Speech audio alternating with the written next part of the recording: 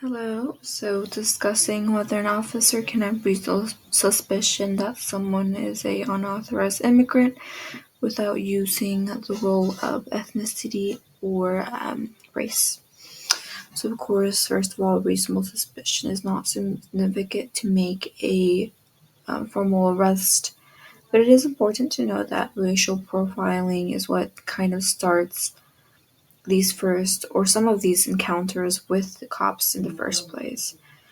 But I do personally believe that an officer can have reasonable suspicion that someone is an immigrant if they are not going exactly by race or ethnicity in the first place.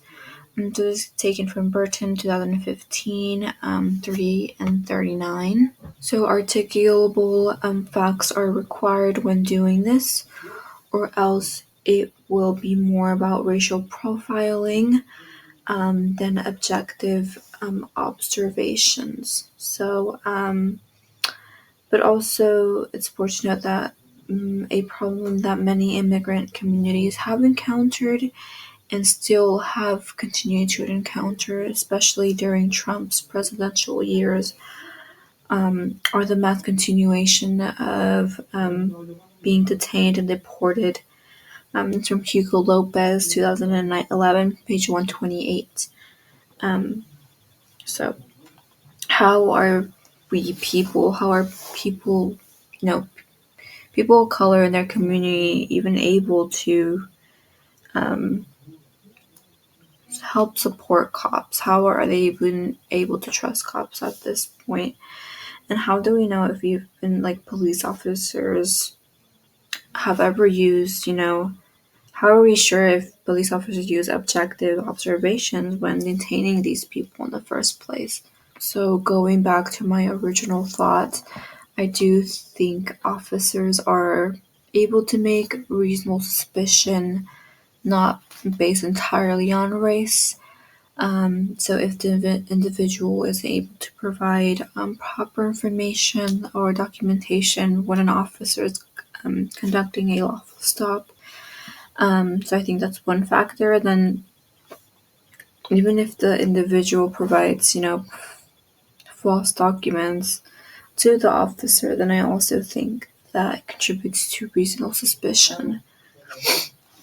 And then let's say that this is another kind of another example, but let's say that this area is known for human trafficking and how the other individual is acting. So if they're acting suspicious, then that can contribute to it doesn't really have to be exactly by race or ethnicity. But I also do think that many immigrants don't have the best relationship with cops in the first place. It might contribute to their weird behavior in the initial part. So, as mentioned in the article that I read, this is from Race, Immigration, Policing, Negative attitudes towards home country police um, have lowered immigrants and their faith or the confidence in the United States police. So this is from Pooley 1990 and then page 11. So people from coming from a different parts of the world already have their own feelings about cops. So people migrating here to the United States already have these bad perspectives about police. So this is from Stewart Henry et al. 2019, page 130. So even in the United States, parents and family members that are undocumented have been scared when police checkpoints are in place. I have personally seen this in my community, especially with everything that happened.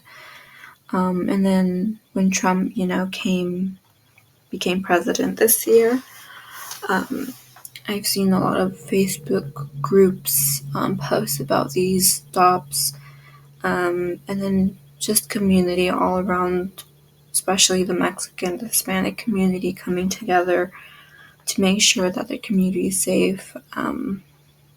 some people, a lot of people I've seen online and in my family have been scared to go out. They've been scared to go to areas that are, popular, like El Super, Swamp Meet, these areas that were frequent by the ICE. So it's not great to witness, but people will also post on Facebook and other forms of social media the checkpoints and the other activity to keep each other safe during the times like these. So I think even if a police officer has reasonable suspicion about using race or ethnicity, I think it's important to know all of these topics that I've listed, because race or ethnicity should never be a base for reasonable suspicion. So my question is about the reading. So how can we create a safe environment um, for immigrant people to be able to trust the police? I'm only asking this because I am part of that community. And since I am clearly a person of color, I cannot hide my appearance.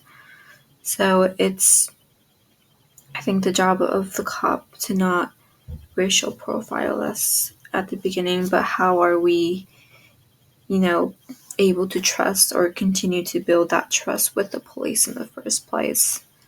Thank you.